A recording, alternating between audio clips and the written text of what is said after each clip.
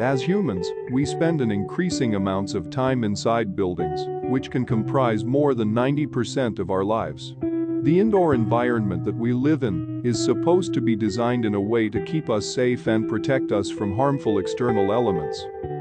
But in many cases, these indoor environments get in the way of our health, giving birth to many harmful diseases, due to which the productivity and health of an occupant in a space suffers.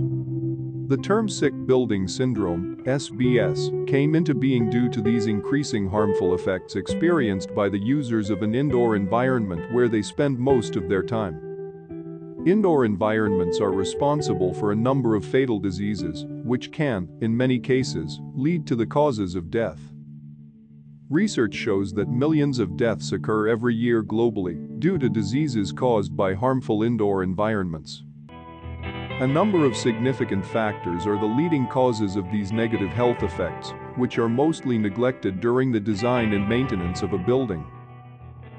For instance, the lighting environments in indoor spaces are majorly responsible for poor visual, circadian and mental health.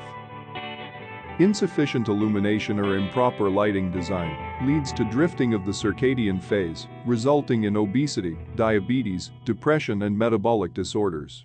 Reduced exposure to daylight is also linked to the onset of depression and impairment of cognitive function in individuals.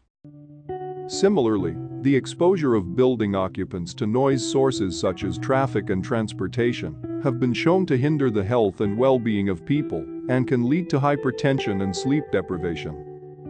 Internally generated noise from sources such as HVAC equipment and appliances directly hinder productivity and results in memory retention of occupants. Air is one of the leading causes of harmful indoor environments. Globally, about 7 million deaths occur every year due to exposure of building inhabitants to air pollutants. Similarly, water is also one of the major causes of adverse human health effects within buildings.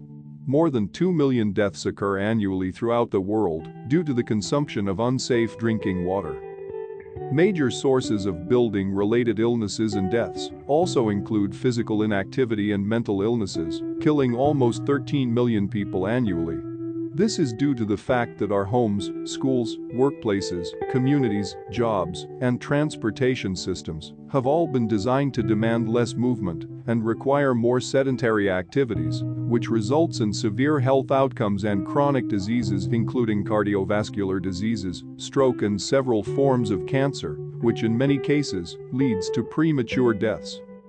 Besides physical activity, mental health is also a widespread global health concern. The indoor work environment is seen as a source of poor mental health amongst occupants due to lack of connectivity to natural atmosphere, work-included fatigue and stressful work conditions, leading to life-threatening causes of depression and anxiety among workplace occupants. All these sources of adverse human health effects are only few of the many hazardous conditions that are created by unhealthy indoor environments of our buildings, occurring due to irresponsible designing and operations. A majority of these issues can be prevented, and the indoor environment can be made safe for the occupants just by taking precautionary measures beforehand.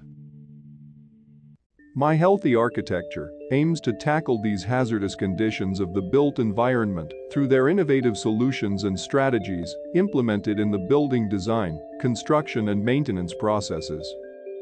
Through thoughtful designing and preemptive measures taken throughout the building process, a healthy environment can be created that is built around an occupant's health. By incorporating several different features in the design and construction process, My Healthy Architecture strives to shape a healthier future for our next generation.